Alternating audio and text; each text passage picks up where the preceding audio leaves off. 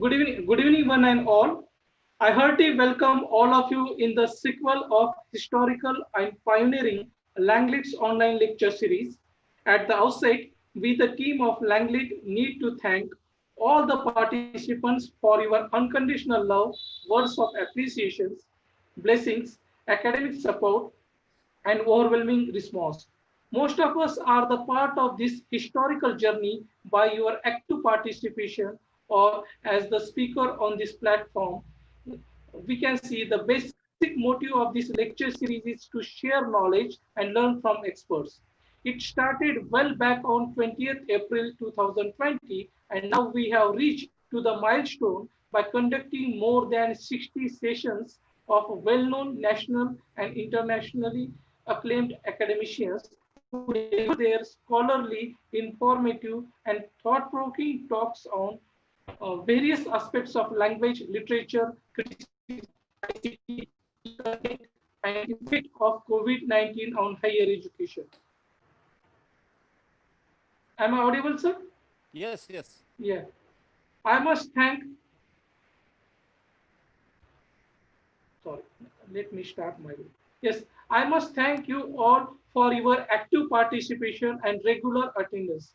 It proves that you have a quest for knowledge in this pandemic COVID-19 situation too. Even though we are locked down, but we are not down.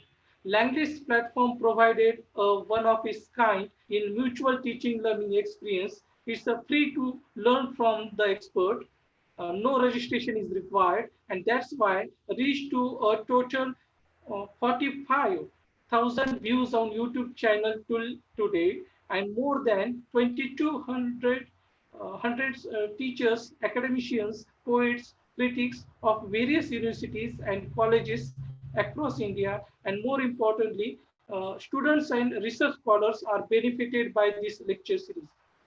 In addition to that, it's not the end of the lecture series. It's just we can say new beginning. We will arrange such a lecture series and national and international level webinars as per the availability of the internationally acclaimed speakers every now and then. Friends, today we have with us a well-known, we can say nationally acclaimed academician, Professor G.A. Ghamsham, officer on special duty, Directorate of Higher Education, Chhattisgarh, Raipur. He is a professor of English in the Department of Higher Education, Chhattisgarh government.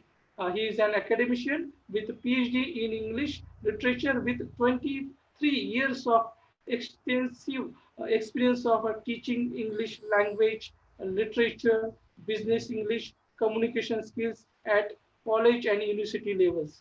Friends, today we have with us internationally acclaimed ELT expert Dr. Zeden Patil sir, formerly a professor of English, Department of Training and Development, the English and Foreign Languages University, Hyderabad.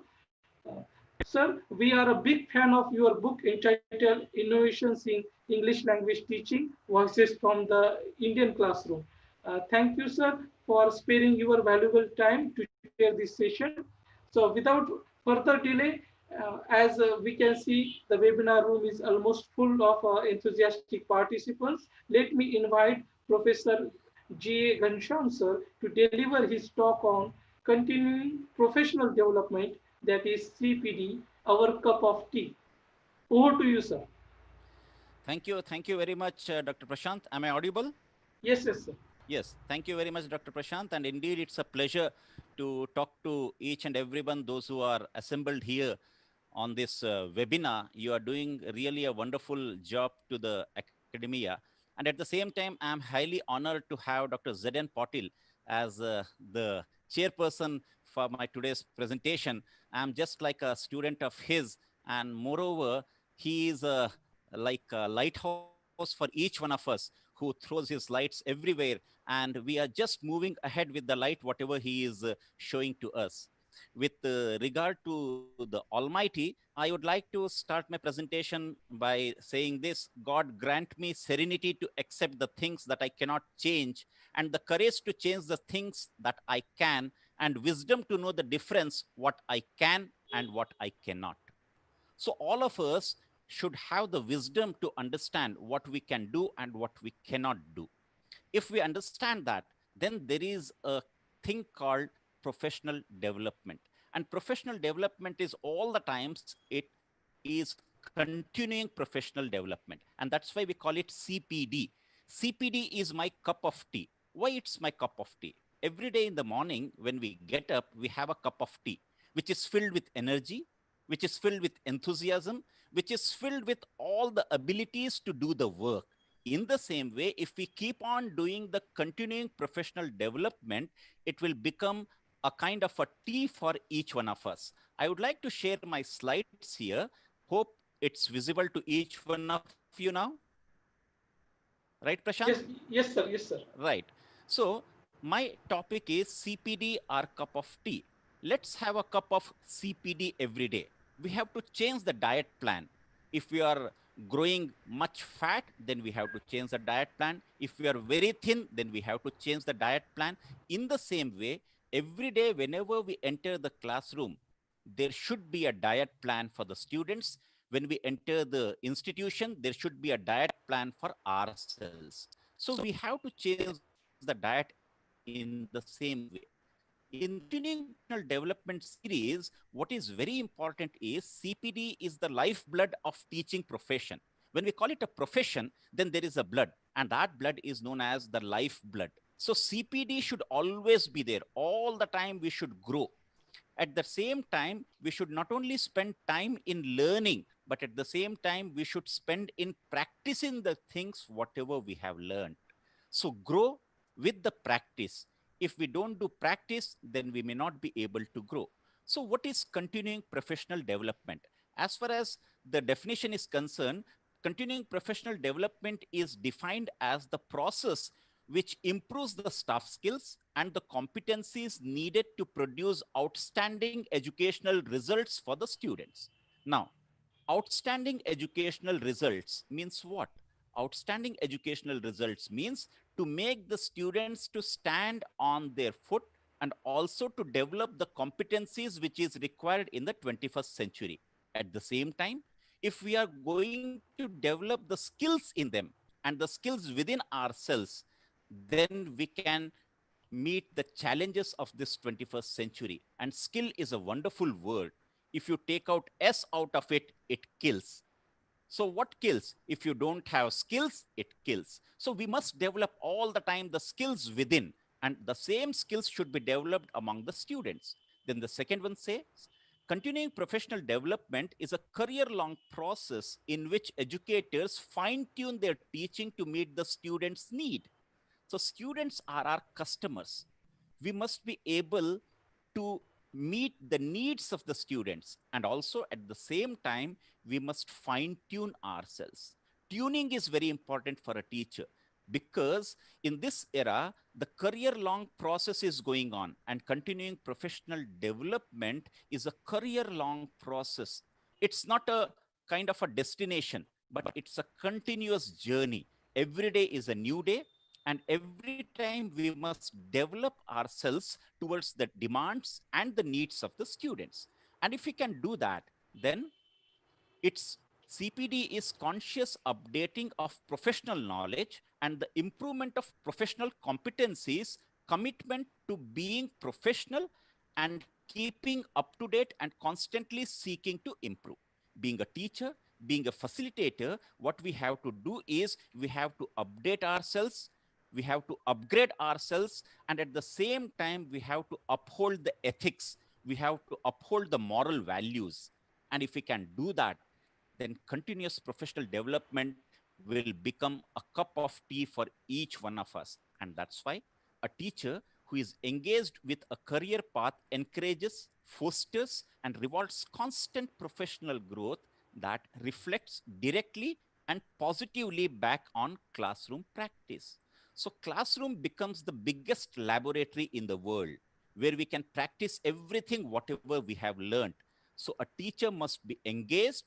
The teacher must be able to encourage his students and encourage his colleagues, and constant professional growth has to be there. It doesn't mean if I have attained some position, then I must stop. Attaining a position is just a kind of a station where you have reached, but at the same time, your goal is far ahead. So miles to go before I sleep, miles to go before I sleep should be the watchword for each and every teacher. And that's why when we become a teacher, then continuing professional development centers on the pedagogical content knowledge of the teacher. The teacher has to be fully aware of what he is doing, what he is practicing, what he is performing in the classroom. And he must emphasizes collaborative interaction. There should be a collaborative, cooperative, and coordinative interaction among the students and the teacher. So the teacher in this world has become mere a facilitator. There is Dr. Wikipedia and Professor Google who have taken the position of the teachers. But at the same time, the teacher cannot be replaced with the help of technologies. The teacher will never be replaced with the help of technologies because the teacher has the emotional quotient, the social quotient, the spiritual quotient, which the technology doesn't have. So there, the teacher has a greater role in the society to play at the same time for continuing professional development.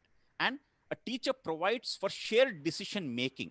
He is the one who makes the students understand what a decision is and how to share the decision among the classroom, and also offer coherence between theory and practice. The teacher should never say, do what I say, don't do what I do. But the teacher should always say, do what I do. So the teacher should become a doer in the classroom. The teacher must engage himself in the classroom, and then only his continuing professional development could be seen within the classroom. So while talking on continuing professional development, there are certain aspects of continuing professional development. The very first aspect is establishing a learning community. When we want to elevate our students, when we want to elevate our own community, when we want to elevate our own colleagues, then it must be understood that we must be able to establish a learning community. A learning community is needed because someone has said, nobody can teach anyone. So what can we do? We can create an atmosphere of learning. So the learning atmosphere is to be created, and that requires mentoring, peer observation or peer coaching, individual or collaborative action plans, CPD, continuing professional development through research papers, articles, reviews, notes, writing portfolios, and attending seminars and conferences. In this COVID world, now we have webinars. When Corona has come, new terminologies have emerged. So this is not webinar, but it has become a coronar. So entire thing is related with now the Corona effect. So this CPD becomes highly important in this period, and that's why mentoring is very important. The mentoring could be done on the basis of face-to-face interaction and even with the help of using the technology. So both the things should be blended together. And when we do mentoring, it is very important to enhance and empower the customer. And the customer is none other than our own students. So we have to enhance, we have to empower them so that they can become the powerful citizens as far as academics are concerned for the future of our country. So enhancement and empowerment says it's a process of mutual growth. We grow and even the students grow, during which the mentor and the mentee engage in cycles of active learning, and which results in the enhancement of practice and empowerment which is involved in it. So empowerment is very necessary for each one of us. Empowering ourselves will enable us to empower our students, and enhancement of the self will not only develop and enhance the students, but at the same time, it will lead the community and society towards a better future. So that's why mentoring is very important. And in mentoring, it says it reflects the potential of one-to-one professional relationship that can simultaneously empower and enhance practice. And that's why we say practice makes a man perfect. There was a student who asked, there is no one perfect in this world, so why to practice? Then someone said, practice never makes a man perfect, but practice makes a man efficient. So all the time we should practice, keep on practicing the things, keep on knowing the things, keep on empowering ourselves. And if we can do that, then mend the ways to change by building self-esteem and self-confidence. This is what is required. A teacher is intent to develop the self-confidence among the students. Self-esteem is to be developed. If self-esteem is developed, that's what we call the manifestation of the self. So if we manifest the self, entire thing is within, entire thing is in the self, nothing is outside, everything is inside. And that's why Vivekananda has also said the same thing. At least in a day, for 10 minutes, we must sit completely with own self and to understand our own skills, understand our own needs, understand our own demands, and understand what are the qualities we have. So among the students, self-esteem and self-confidence is to be developed by the mentor. And that's the highest responsibility of a teacher. And then to engage the students in constructive and interpersonal relations. All the time we have to engage. And engaging is nothing but managing the classroom. If you can engage the students well, you can manage the classroom very well. So engage and manage both are interconnected with each other. As they are interconnected with each other, so interpersonal relationship is also developed within the classroom. That depends on the individual teacher, how vibrant, how dynamic, how enterprising the teacher is, and what kind of a continuing professional development practice he undertakes every day, so that he can empower and enhance the students. And focus on the process, not on the outcome. Result is not important. What is important is the process. The important thing is the doing. The doer is important. The way he is doing is important, not the end result is important. Okay, the end result may come after some time, but the process which you have taken, the process in which you build yourself, that absolutely identifies your goal. And that's why we must always practice. The teacher must be the guide on the side, not the sage on the stage. Gone are the days, gone are the ages when we teachers were the sages on the stage. Now we are not the sages on the stage, but we are the guides on the side. I remember one film by Shah Rukh Khan. The film's name was Main Hoon Na. The teacher must pat the back of the student, must put his hand on the shoulders of the students and must say, Main Hoon Na. So if he says, Main Hoon Na, I am there, then entire problem of the students will come to an end, because the teacher is there as a guide, the teacher is there as a mentor, the teacher is there as a parent, the teacher is there as a friend, the teacher is there as a guide, the teacher is not a foe, but he is a friend. So this is the change of the atmosphere, and that comes only with continuing professional development, which is highly required. Then comes peer observation. What is peer observation?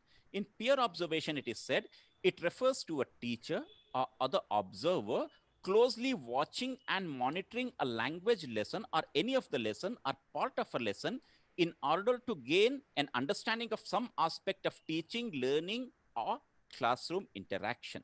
So peer observation is highly important because it tells us how to improve. It gives us a kind of an image where we have to improve, on what particular aspect we have to improve, and how to improve upon the things.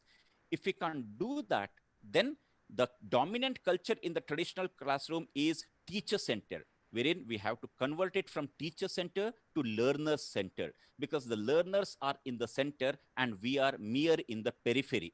And then comes a negative reaction to the idea of someone observing the class. Let all the people come together and observe our class. If they observe our class, we can learn much better. So feedback is very necessary, and all the feedback should be taken in a positive way if we really want to develop ourselves professionally. And that's why NAC also says there has to be a dynamic feedback system to make the institution better and better day by day. So the feedback has to be very good. At the same time, peer observation versus supervision. What is supervision? Supervision is formal, whereas peer observation is informal. Supervision is judgmental, evaluative, summative, whereas peer observation is developmental. Supervision says a one size fits for all the approaches. There is no other approach, only one approach is there. Whereas the peer observation is intentional, whereas supervision is designed to achieve pre-selected goals. And also supervision says it's a part of an administrative pedagogical process of requirement. But peer observation is ongoing process, it's systematic, and it's voluntary. So peer observation pays really in a rather it pays in a beneficial way for each one of us. So as far as supervision is concerned and peer observation is concerned, peer observation has to be practiced.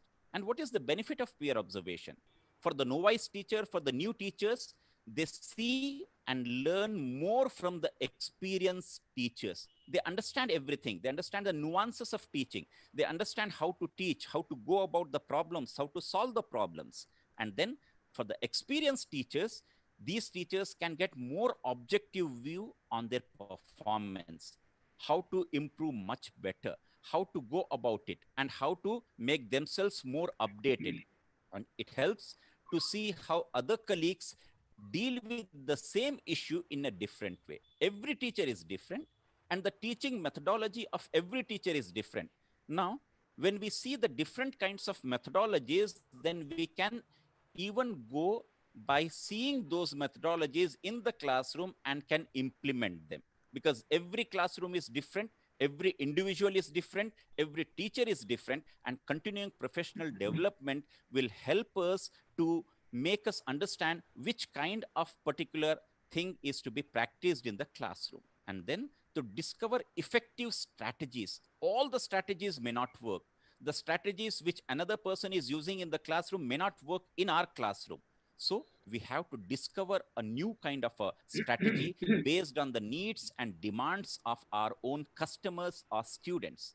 It also discusses problems and concerns. So this is the benefit of peer observation, and it helps to get ideas and expertise. Like Dr. Prashant is organizing this kind of webinar series wherein sharing of the ideas and expertise is brought into the webinar series. And all of us are not only motivating ourselves to set into these examples, but at the same time, we are learning, we are growing, and we are becoming better teachers day by day. So that's what sharing of the ideas and expertise is all about. Get feedback from the peers. Every time the feedback has to be there, because the feedback is the only thing which can make you to go ahead with. So the feedback has to be taken all the time, and then develop self-awareness of one's own teaching. One must be aware of what we are teaching, to whom we are teaching, when to teach, and how to teach. If we can do that, then this peer observation helps us to understand what are the qualities, what are the skills, and what are the abilities we have.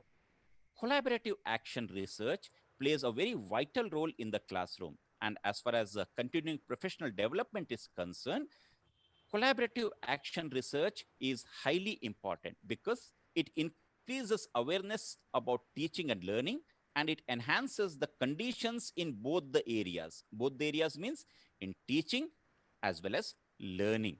And this collaborative action research probe into everyday's realities and actions to discover more on how to benefit our students. The students are in the center. So whatever we do, whatever we practice, and whatever we discover should go for the benefit of the students, benefit of the faculty members, benefit of the colleagues, so that our institution can convert into a more dynamic, more vibrant kind of an institution with the help of continuing professional development and action research. Collaborative action research is much more desirable in the context of continuing professional development. And I'm really happy to have Dr. Z.N. Patil as the chairperson, who is always into action research programs on ELT. And he is the one who has traveled extensively working on action research, all the time in action. So action is very important. And that's why we all say, and all the time, how do we develop? How to develop this CPD, how to go about CPD, and how to develop professionally by reflecting on our practice all the time. After doing the things, we must also see what I have done and what are the things which I have left. So we must reflect on our practice, and then by attending talks, workshops, and seminars. Long back, Francis Bacon has said, reading maketh a full man, conference a ready man, and writing an exact man. So all the time, these seminars and conferences, attending all these things makes us a ready man. And when we read book, reading maketh a good man. And whatever we have read, if we converse it in the workshops and seminars, it makes us a ready speaker.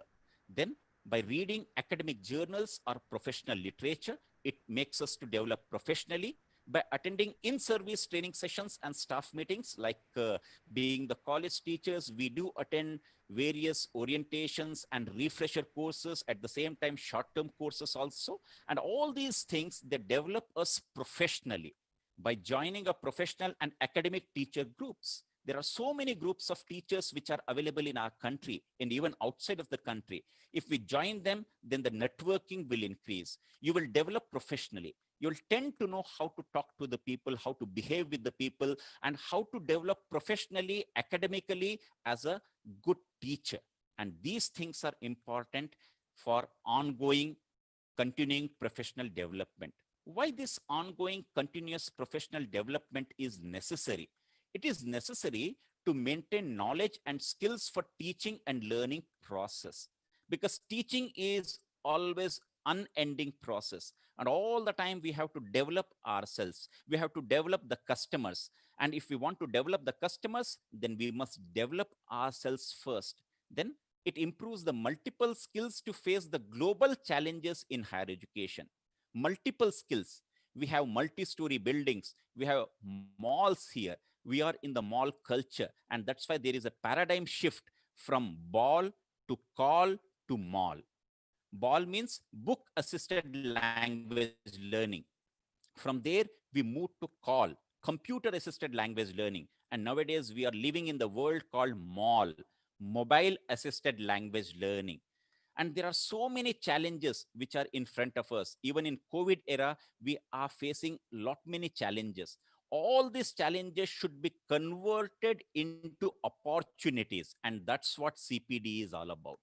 If you are continuing, professional development will make you to understand the challenges, and these things will turn these challenges into opportunities. So higher education is always a challenge, because the doctors are saving lives, but we teachers are creating the lives. So creation is more important. So we teachers are the Brahma, we teachers are the Vishnu, we are the creators, and we even lead them towards a better citizen. And then to develop personal qualities to execute professional and technical requirement. These qualities must be enhanced. It must be developed among the students, among the colleagues, so that all the professional things should be met and we can execute the professional and technical requirements.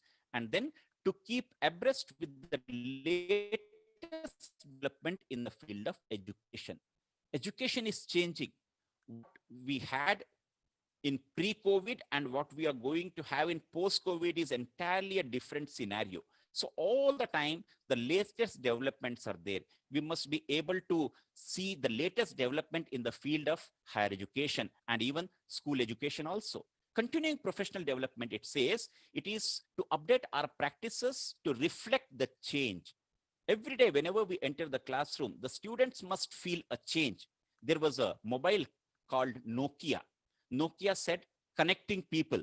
Then somebody said, better than the best. Now the Samsung, which is ruling the world, says, what's next? So all the time there has to be a change. What's next?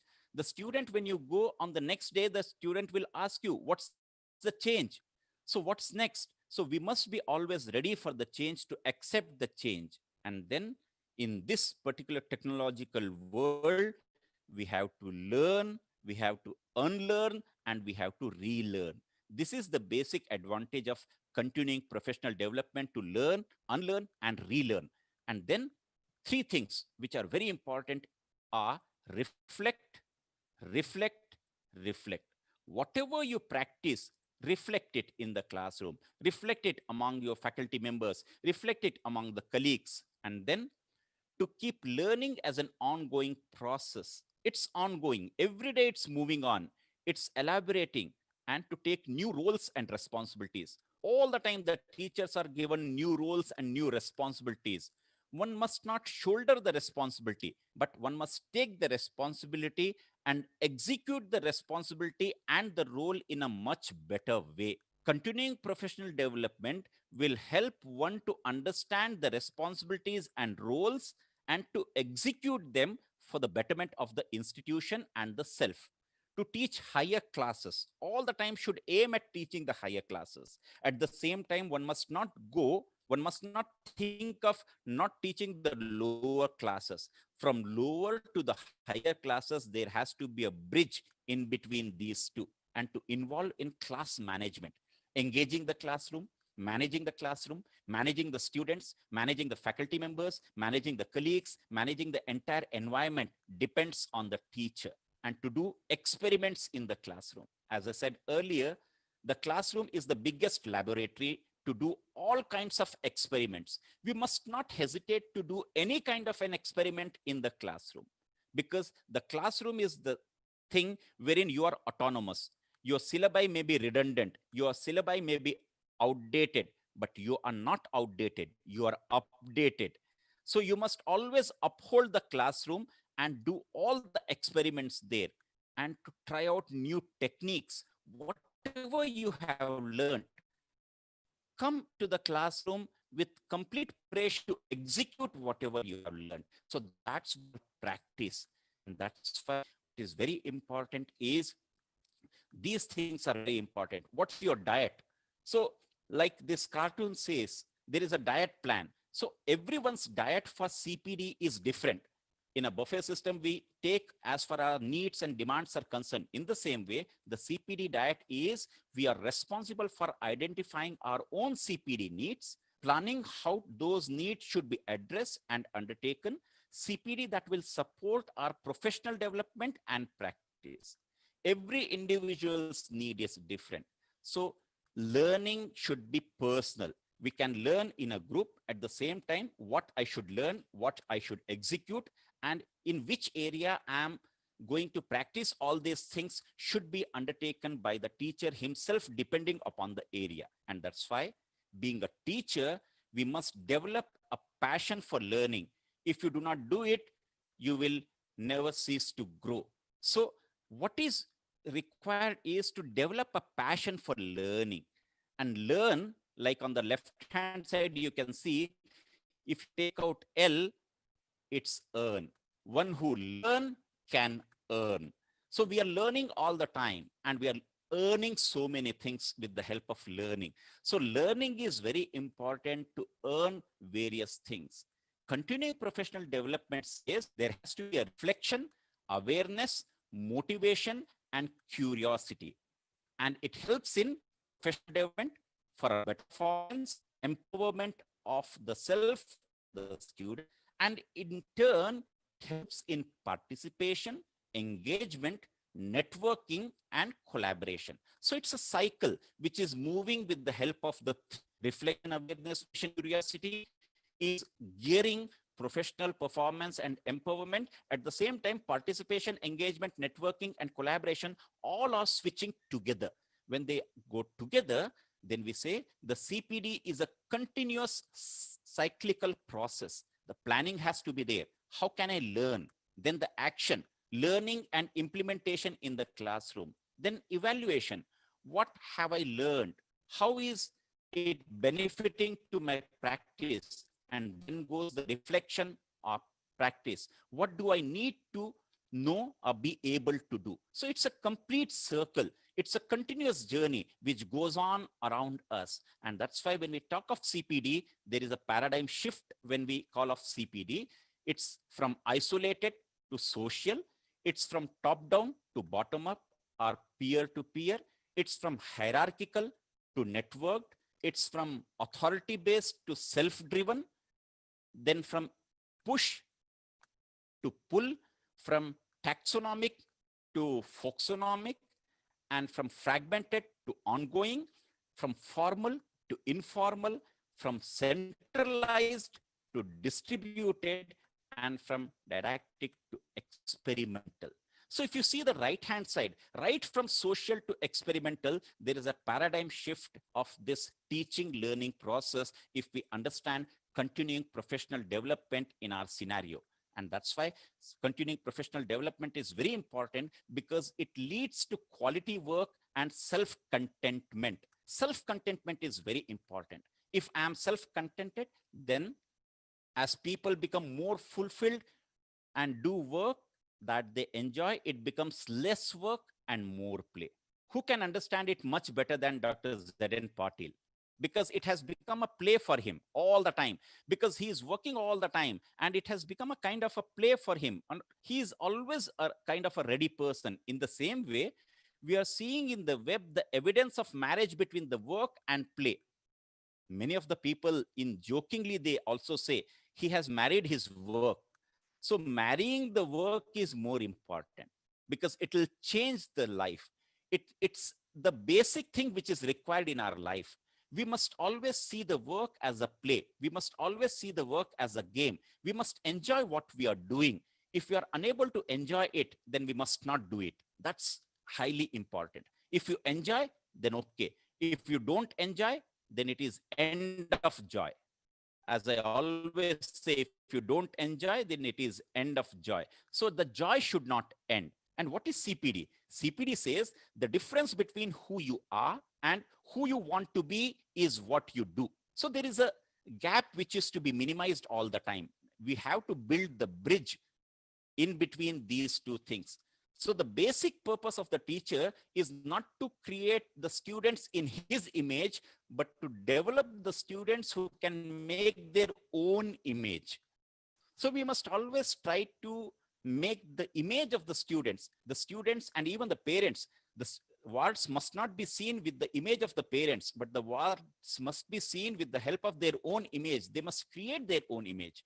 So we, being the teachers, must create a kind of an atmosphere wherein the students can see their own image very clearly. And that's the purpose. And that's why there is a developing personal continuing professional development plan helps the teachers and the leaders to develop purposively. So there is a purpose to develop. The CPD plan should be made concrete in a simple and doable plan has to be there. And whenever we chalk down these plans, we have to be very cautious in dealing with the plans, in executing the plans. And there are some templates for CPD's plan, continuing professional development. And teachers' individual plan for professional development can change from person to person. And what is the template? The template is the objectives. What competence will I enhance? The methodology, professional activity will I undertake to achieve my objectives? Then resources, what will I do to access the resources? Time frame, when do I expect to have accomplished? Then becomes the success. The PPST. PPST stands for pre-professional skills test. Competencies would be enhanced, and then the success indicator. If we can frame this personal development plan accordingly and individually, I think the CPD will come into action. And personal CPD plan is training need, the objectives of CPD, the activity which I'm going to undertake, the resources which I need, the human resources and the materials, the time frame when I'm going to complete this, and what is the expected output of it and expected outcome of it. So expected outcome has to be designed on the personal basis. So if we design this kind of a CPD plan for ourselves, depending on the situation we are in, depending on the learners, depending on the time frame, I think continuing professional development will give us a chance to become much better than what we were yesterday. Our competition is not with anyone else in this world. Our competition is with us only, what we were yesterday and what we are today. So that's the competition which lies here. So the content of CPD activity, the CPD activity should contain this: good professional practice, then maintaining good academic practice in the institution, relationship with the students, working with the colleagues. And working with the colleagues is what a Chinese proverb says, coming together is a beginning, keeping together is a progress, and working together is a success.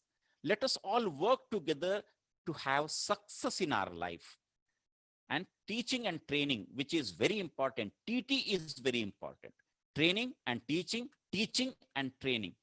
If a teacher trains somebody, then he must have to train himself first, and then probity and health, good moral values, and keep yourself absolutely healthy. So health is very important for CPD. You cannot undertake any of the activity without having a good and sound health. Say safe and practice all these things as far as CPD is concerned. And that's why someone has said, a vision without action is a daydream, and action without vision is a nightmare. So we have to visualize the things very well, and we have to convert it. And that's why somebody has said long back, what we are is a gift of God. What we become is a gift to God. So let us become a gift to God. Let us train the students accordingly. Characteristics of effective CPD says it is continuous, it's collaborative, it's focused on a specific teacher need, it's job embedded, it's given enough time, and the last one is fun. So fun comes at the last. All the time while doing this CPD, we take the last one as the first one. We say there is no money in it, there is nothing involved in it, but it's a continuous process which we have to understand. So when we identify the student learning needs, then we have to identify the teacher's needs also. That's the second process. Then the third process says identify continuing professional development targets. What are the targets? How to meet those targets? And then on the basis of the targets, design and implement the continuing professional development. And when you design and implement it, then you'll receive the ongoing support. And when you receive the ongoing support, the end result is CPD evaluation. And when these 6 steps are being targeted, when all these 6 steps are being met, then we call improved students' achievement. So it starts from student needs, teacher needs, then identifying CPD targets, then designing, implementation, then the ongoing support, and then the evaluation. The last one is the evaluation process and the roles of the teacher, which is changing every day. The teacher is not mere facilitator, but he is a resource provider. He is a designer.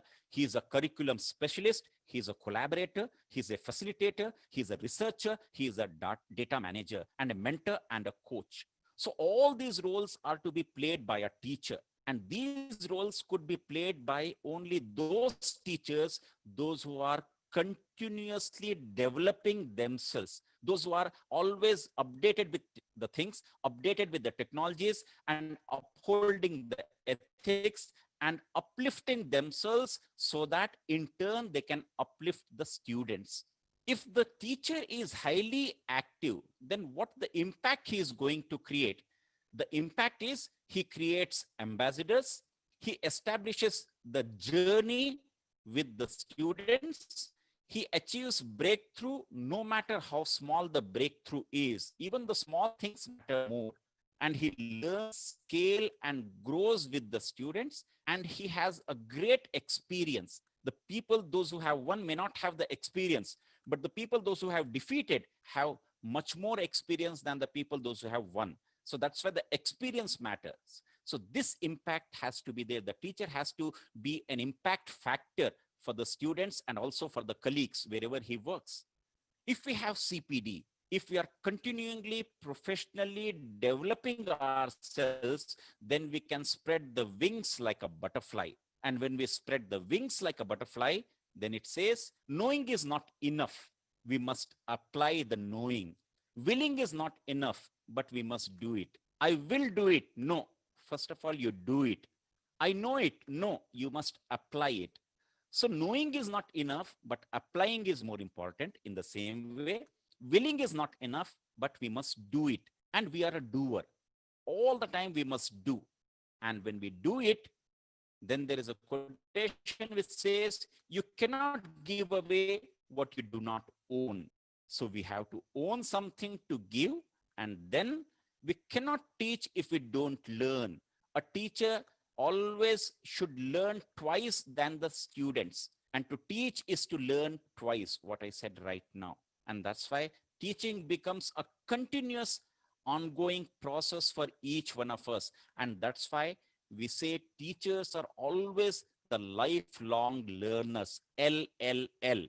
The teachers are lifelong learners. If I'm a teacher, then I must never cease to learn anything. A good teacher instructs. A better teacher explains. The best teacher inspires. What are we? If we are undergoing continuing professional development, then we can become from good and better to the best. And best is what inspires. Think of APJ Abdul Kalam, think of Chanakya. All these teachers, the great teachers, they have inspired us. They never explain the things, never instruct the things, but they inspire us to do the things. And once you are inspired, it becomes an automatic process to learn from those people. And if we can do that, if we can learn, then learning is a kind of an experience. The students, they may forget what you said, but they will never forget how you made them feel. So feeling is important. Emotional quotient comes into action. The social quotient comes into action. The spiritual quotient comes into action here. So we have to make students understand. We make the students feel better in the classroom, so that there will be a good teacher in the classroom rather than the bad teacher. Drawbacks of the teachers. I'm really sorry to say this, but there are few. Not interested to update for classroom teaching, often seem not to think beyond in-service programs. They don't go out of the course or syllabi, not to take responsibility for their own development, rely on external agencies to plan and deliver the inputs rather than creating their own things. And educational administrators, they do not support the continuing professional development programs beyond mandated by the state. So these are the drawbacks which are there. But having said that, drawbacks are there. They are at the back, but we are at the front. We have to draw all these drawbacks to the back, and we have to draw ourselves to the front to go about continuing professional development.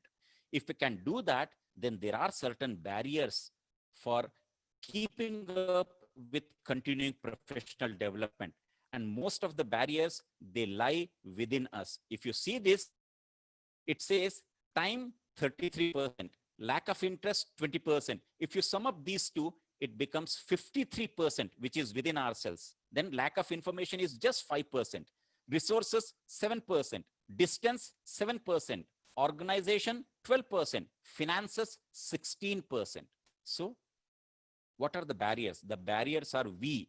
We are the barriers for our own improvement, our own development. Let us make the barriers, let us convert rather barriers into carriers. Let's convert the barriers into carriers.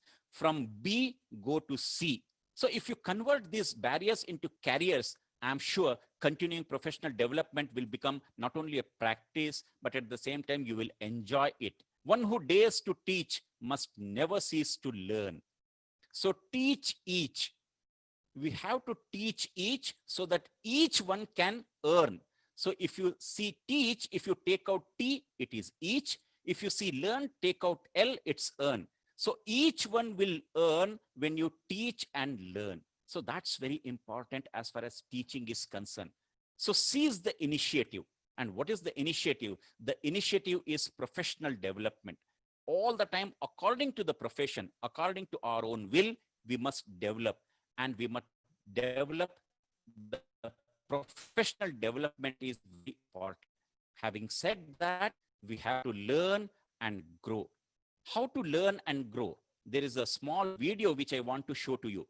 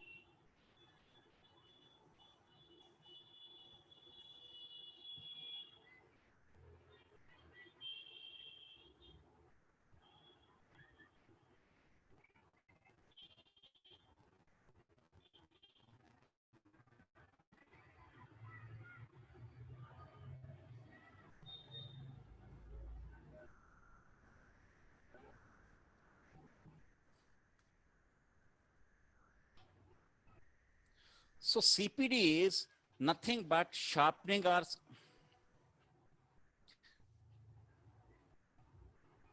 sorry.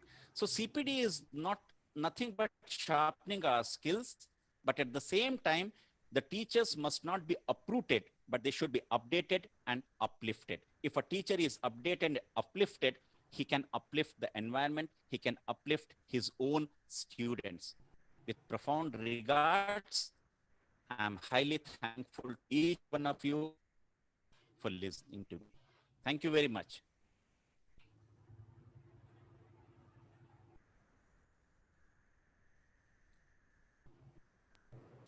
Hello, sir. Am I audible? Am I Yes, yes. audible? Yes, sir. Can you Yes, hear sir. me Yes, sir. clearly? Yes, Yeah. sir.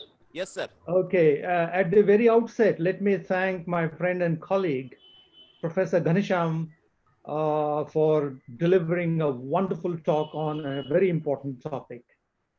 Now, it's very difficult to be easy, and it's very easy to be difficult, but you try to make the difficult topic easy for us to understand. Now, Prashant called me a couple of hours ago and said, Professor Patil, I want you to chair a session, and the session is going to be conducted by Professor Ghanesham. And I was a little bit taken aback because I wasn't ready. I'm not a specialist in this area, though I have an article on this, on a similar topic, which was published online some years ago. But I must congratulate you, Professor Ghanesham, Thank you very much, sir. on having delivered a wonderful talk on a very important, very crucial topic. I am impressed. I'm impressed. I heard you for the first time. In the past, I had never had any occasions to listen to you, but this was my first exposure to you and your presentation. I'm impressed. Now, you gave us a lot of theory, and theory is, of course, important. But in my opinion, theory is important, but what is more important is practice or praxis. Right. Now, I'm going to give you some personal experiences of CPD, continuous professional development. You know, I started teaching English language and literature way back in 1974. And I started my career in a remote college located or situated at the foot of the Satpura Mountains. It so happened that one of my students who was doing a final year BA in English taught me a big lesson. That was my first big lesson in my career. Now, you know, I used to look at every student in the classroom, but I never looked at this particular girl. So she tolerated my neglect for about a term or so, for about 6 to 7 months. And then one fine day, she went to the principal's office and she lodged a written complaint against me. Now, the principal called me and said, Professor Patil, there is a very interesting complaint against you. I was a bit panicked because that was my third year and that was my first year in that particular college, because before that college, I worked for another college in Dhulia district, in Dhulia. So I was a bit nervous when the principal called me to his office. And he said, Professor Patil, there is a very interesting complaint against you. Now, this girl says that you look at every student in the class, every male student, every female student in your class, but you never looked at her. Why didn't you look at her? Now, the lesson, you know, I'm talking about continuous or continuous ongoing professional development. I was new to this profession. It was my third year as a teacher of English, as a lecturer in English language and literature. So here was a big shock, and it was a very pleasant shock. So the principal asked me, why didn't you look at her? Because the girl in her complaint had said, does Mr. Patil think that I am a non-living animal, non-living object, inanimate object? He looks at every boy, every girl in the class. Does he think that everyone else except me is a living being and I alone am a non-living being or inanimate object? Now, the lesson that the girl taught me was this: whether you are a teacher or an ordinary conversationalist or a presenter or a lawyer or a doctor, eye contact is very important. So the girl taught me a lesson, and that was the beginning of my growth as a teacher. So she taught me this lesson that when we establish eye contact with the learners, they learn things better, they learn things faster, and they remember those things, whatever we teach them in the class, for a longer period. So this was a, I don't have to go and read a book on CPD. CPD happens all the time. It happens inside the classroom. It happens in the staff room. It happens at a tea shop. It happens all the time in all places. So there is no need to, go through a book on CPD. But yes, we can always read books. But what is more important, what is more enlightening, what is more eye-opening is our own personal experiences and our reflection on how we grew as teachers, how we grow as teachers every day, every moment, every class. So that was the lesson that the girl taught me, that eye contact is very important. And from that day onward, I started distributing my eye contact democratically and equitably. So that was the first experience in my professional development. Now, as I said, it happens in the classroom, it happens in a staff room, it happens at a tea shop, it happens anywhere, everywhere. Reflection is very important. Retrospection, introspection is very important. Action research, as you rightly pointed out, the research that a teacher carries out when he or she is teaching in the classroom, the portfolio that he or she maintains in the classroom, the diary that he or she writes every day after every lesson, after every class, all these resources help all of us to grow steadily and gradually, dose by dose, step by step. Now, let me give you some more examples of how, there are hundreds and hundreds of examples which I can cite. And all these examples, all these personal experiences have gone a long way in developing me as a teacher. Though I know that I'm not perfect, I'm still learning and I learn every day. And I don't think this process of continuous professional development will ever stop. It will go on. It will go on till I breathe my last. So I know once, I think it was a couple of years ago, I was in Britain and I was invited as one of the resource persons, as one of the key speakers at an international conference held in England at Leeds Beckett University. And an Indian colleague working in South Africa was in conversation with one of the native speakers of English in Leeds. He was talking about Shakespearean plays like Macbeth and Othello. And he said, yes, this is what happens in Macbeth. This is what happens in Othello. And the English gentleman time and again requested our Indian colleague working in South Africa to repeat. Excuse me, what did you say? Because the accent, because the stress was wrongly placed. So, and then the native speaker says, oh, you mean Macbeth? Oh, you mean Othello? So this particular teacher working in South Africa, Indian teacher working in South Africa, was not putting or placing the stress, the word stress, on a proper syllable. So he said Macbeth and he said Othello. And that's why the native speaker didn't understand. So he said, oh, you're talking about Macbeth. You're talking about Othello. So this was a little example of how we grow professionally every minute, every second, every class. Then once I was taken by the district education officer to a school as a subject expert. And I was sitting Jack and Jill. And this is how he read the nursery rhyme Jack and Jill. I was sitting at the back of the class and the education officer was also sitting next to me at the back of the class, and the teacher began. Jack and to fetch a pail of water, and Jack fell down and broke his crown, and Jill came tumbling after. While he was doing this exercise, I was asking myself, is this man doing his job properly? Is he reciting the poem, or is he reading aloud the poem with proper stresses and proper intonation and proper pronunciations? And then the answer that was given by the other mind in me was, no, no, no, no, he is not doing a good job.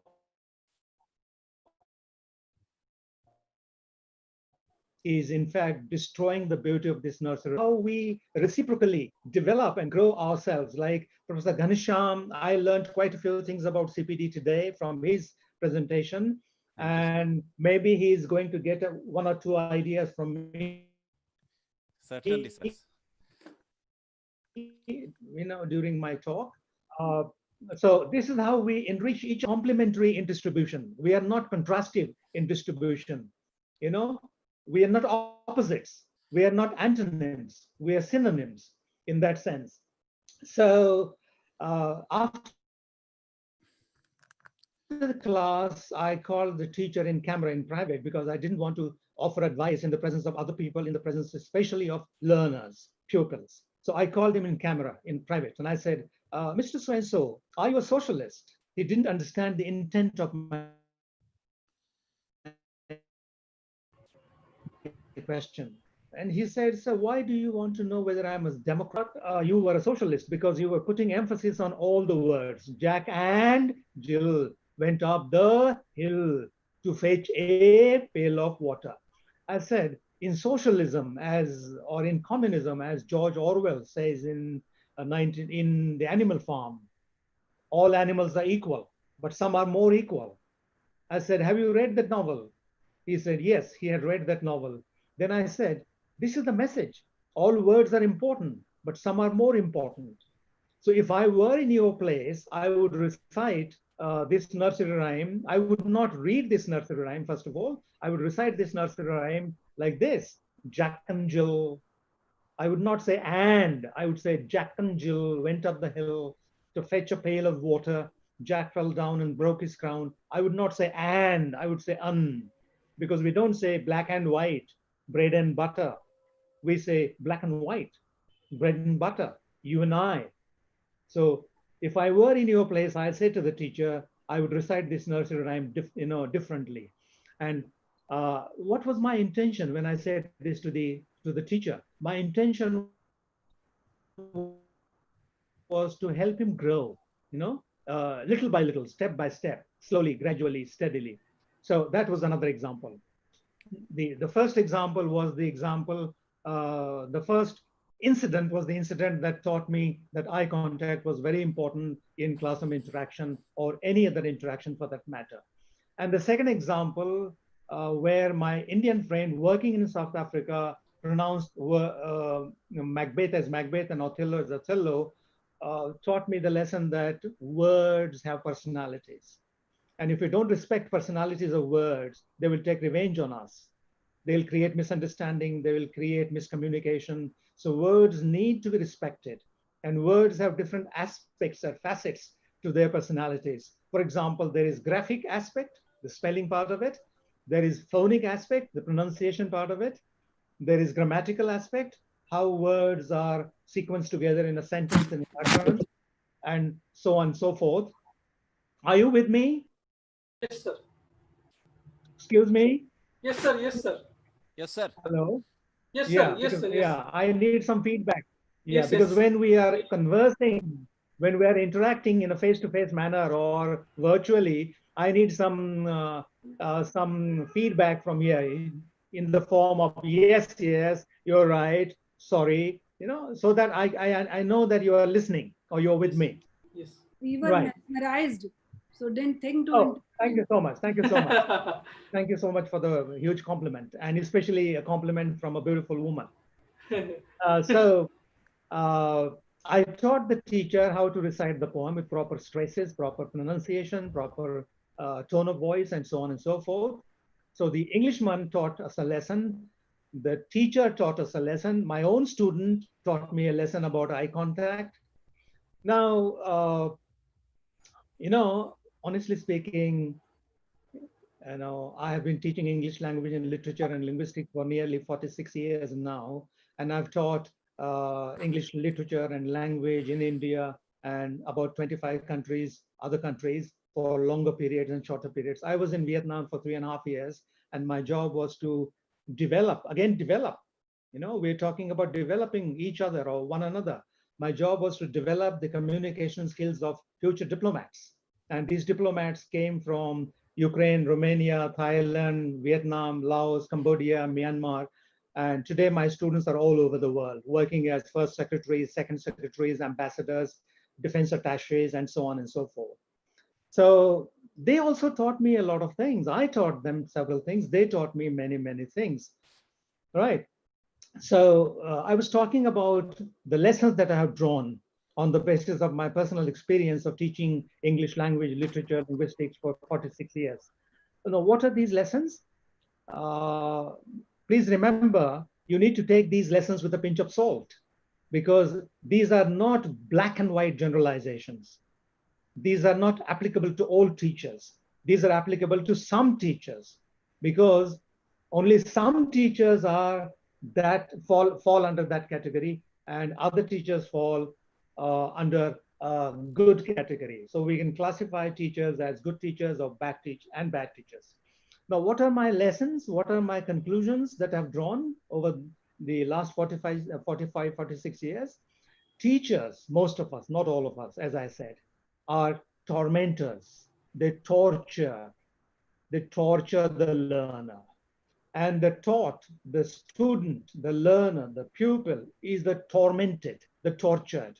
And the tormentor, the teacher, has two tools of torture in their hands. And what are these tools? The text and the test. With the help of the text and with the help of the test, the tormentor, the teacher, torments, tortures the tortured, the tormented, the student, the taught. So in this particular context, it's very important for all of us as teachers of English, or teachers of any subject for that matter, or teachers working anywhere in the world, to grow ourselves, to carry out some action research. Now, once I was sitting in a class, and I'm talking about co-teaching. Co-teaching, Professor Ghanshyam referred to co-teaching as one of the ways of growing ourselves or developing our own colleagues and so on and so forth. So I was just observing. He asked me to join his class. So I was sitting at the back of the class, and he said, well, good morning, boys and girls. Today I'm going to teach a poem. Remember, teaching poetry is not a joke. Remember, understanding poetry is not a child's play. Now, I was taken aback. I was shocked. I was stunned. I said, what is this man doing? He is destroying, demolishing, devastating the confidence of the learner. Because I'm sure when he made this statement, what his student would be thinking was something like this. If my teacher, who has been teaching English for the last 20 years, thinks that teaching poetry is not a joke, thinks that teaching poetry is not a child's play, understanding poetry is not an easy task, if he thinks like that, I was born only yesterday. How can I understand poetry? So when teachers go to their classrooms, they don't really know what they are saying. So this teacher said, teaching poetry is not a joke. It's difficult. So what we do when we say such things, when we pass such remarks in our classrooms, is that we close the windows and doors of the minds of the learners. So they shut their minds and they say, no. He doesn't understand poetry. How can I? No. He doesn't understand grammar. He says grammar is boring. He says grammar teaching is a monotonous task. If he believes like that, how can I understand grammar? Because I'm not a teacher. I'm a learner, and I was born only a few years ago, right? He's so senior to me. So inadvertently, we make such damaging remarks in our classrooms about students, about grammar, about poetry. Remember, I worked as a senior English language advisor in Japan for 3 years, and I was amazed. no teacher ever says to their learners, you are stupid. No, you can't do it. You can't learn grammar. You can't study. You can't understand poetry. No, no. Because in Japan, they believe that everyone is capable of achieving greater heights. Everyone is capable of scaling great heights. So they just say, gambarimasu. Please try. A is capable, B is capable. Everyone from A to Z is capable. The only difference lies in making the best use of the potential, exploiting the potential to the fullest possible extent. So I was amazed. But in our country, for example, the teachers just inadvertently, unknowingly, unintentionally make some remarks which are very damaging. For Yes, sir. example, So there is a you question can't. for from the participant: how to Yeah, become a presenter and an orator, an enthusiastic personality. your voice is breaking. Hello, sir. Prashant, There is. Hello, sir. Am I audible now? Am I Yes, you audible, are. sir? yes, Yes, Yes, yes. yes. Okay, you sir. are. There is one Please, question from the participant. yes, you are. Yes, Please go ahead.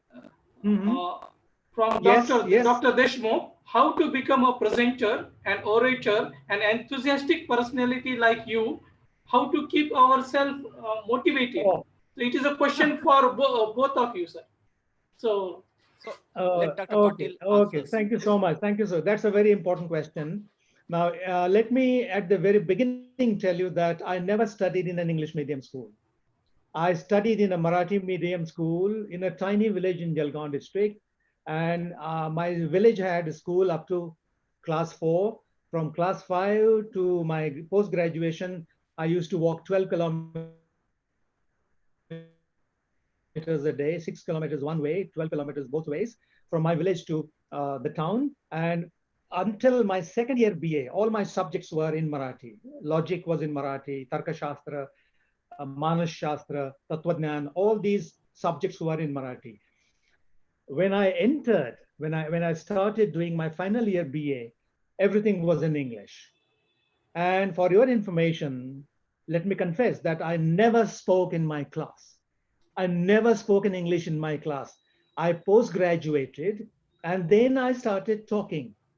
In fact, honestly speaking, the first time I opened my mouth in the real sense of opening it was when I went to conduct my first session in a college called Vidyavardhini College in Dhulia. That was my first, articulation as far as the class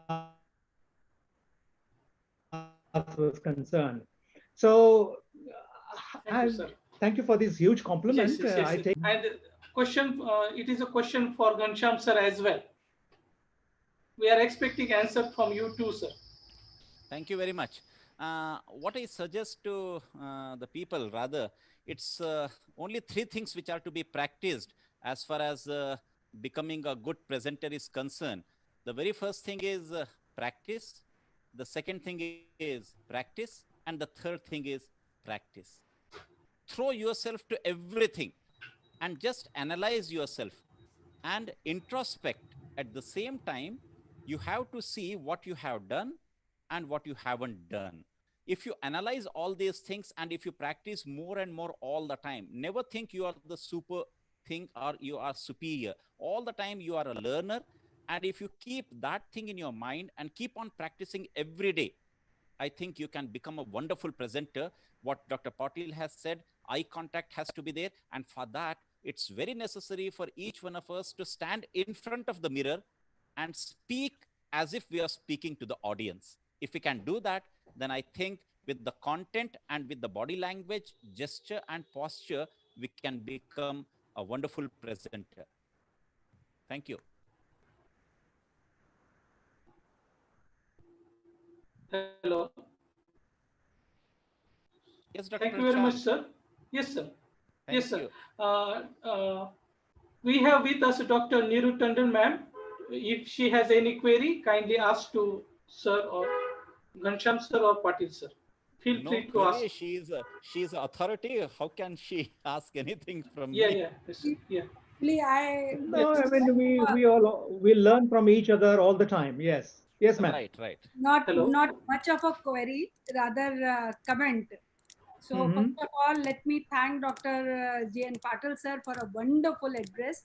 Oh, Sir thank you. really taught us many Thank you, sir. things, Thank you, sir. and it was a practical of the theory stated by Dr. Ghanshyam. Rather, Mhm. it was a continued lecture that way, and we enjoyed it thoroughly. So I'm not authorized to comment on chair, but actually, let me just talk about the speaker of today, Dr. Ghanshyam. So, Mhm. Dr. Ghanshyam, as you know, I never miss your any opportunity to hear you, Thank you. and your address is always so energizing. There is no doubt regarding your scholarly temperance and staggering linguistic proficiency. You are a great leader. So, like the way you say, the skill versus skill, enjoy versus end, teach each. So, you through your mode of delivery, you force us to have your lecture as a part of our memory. So today your views on professional development, they were enriching and motivating with facts, figures, everything. You made the issue crystal clear. But Yeah. just one query. Several times you mentioned that students are our consumers. Isn't it against the basic value of Indian education system? Like for Western world, marriage may be a contract and education just a business. But for us, marriage is a sacrament and education, of course, is a sacred duty with every teacher should like aspire to strengthen the students' mind, just fortify their hearts, vitalize their thoughts, help them crystallize their principles so that they can make choices, right kind of choices. So the classroom is the real, tangible, touchable place to teach. So if we treat our students as consumers, where are we standing?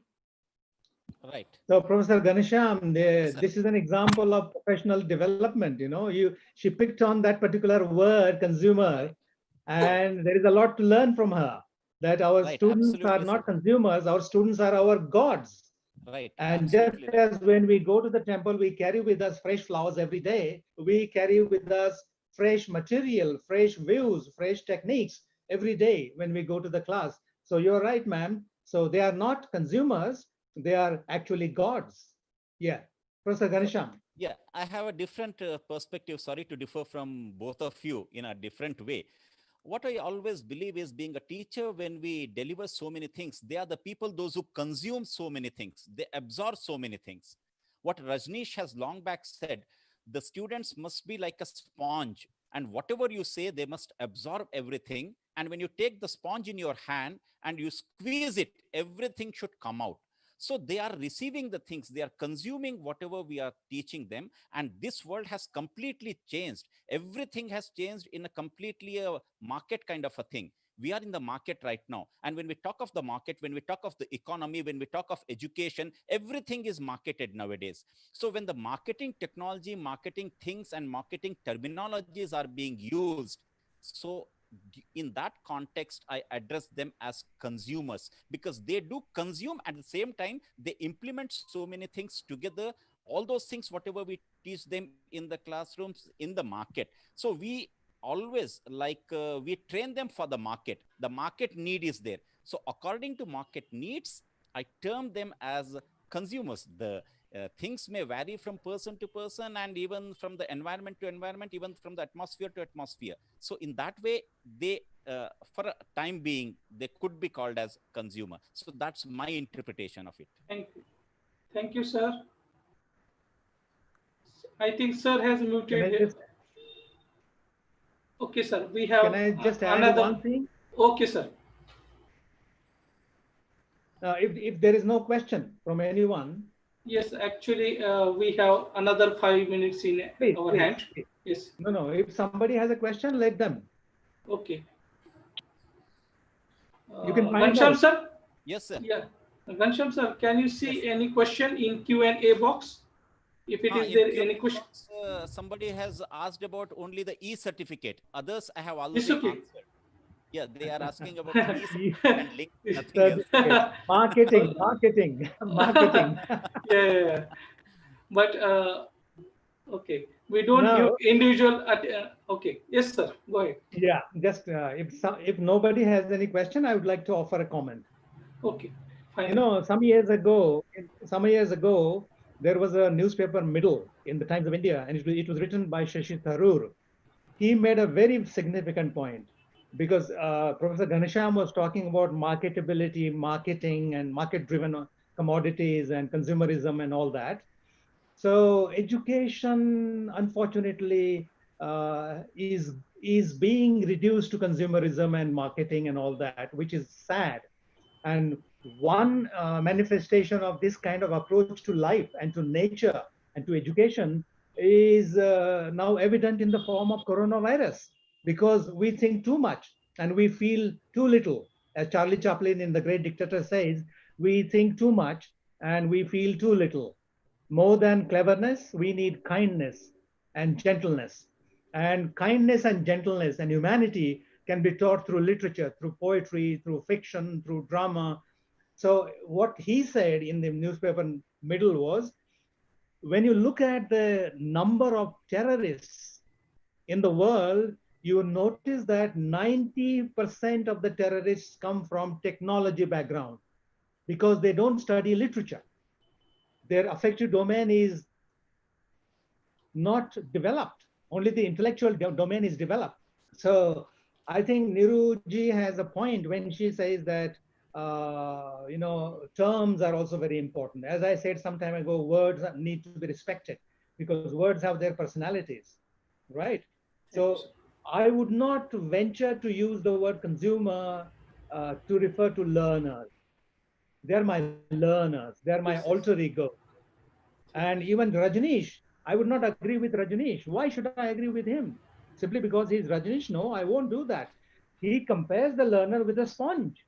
A sponge is an inanimate object. The learner is a complex being. You know, he has a baggage and a luggage which comprises emotions, intelligence, aptitude, attitude, motivation, and so many other things. So there is a difference between a sponge and a learner, of course. I Thank you, wouldn't sir. accept that term. Thank you very much, Professor Ghansham, sir. Thank you very Sure. much for your inspiring, motivational, informative, insightful, and interactive session on our continuing professional development. Yes, now we can believe CPD is our cup of tea. We thoroughly enjoyed and learned a lot from you. Language lecture series believe in the philosophy, sharing is caring, and to learn from each other, grow together, and spread happiness. Thank you very much, respected Honorable Zedin Patil, sir, for your thought-provoking and fruitful suggestions by citing live CPD examples. Thank you very much, one and all, for your active participation by logging Zoom room, which is full throughout the session, and those who are watching on YouTube channel as per their own time, reaching every live video has more than 700 to 1500 views within 24 hours. Thank you very much for making this lecture series a grand success. Thank you very much, one and all. Thank you Thank you very very much, much, sir. Dr. Prashant. Thank you very Thank you much, very much, sir. Dr. Neeru Prashant, Tandon, can I ma'am. say Thank you one very much, thing? Dr. Zedin Patil. And it's always a pleasure to talk to Dr. Neeru Tandon and to learn from Dr. Zedin Jadil Patil Patil, because sir. Sir, Prashant, yes, sir. I must thank you for this wonderful opportunity. Pleasure is all ours, sir. You are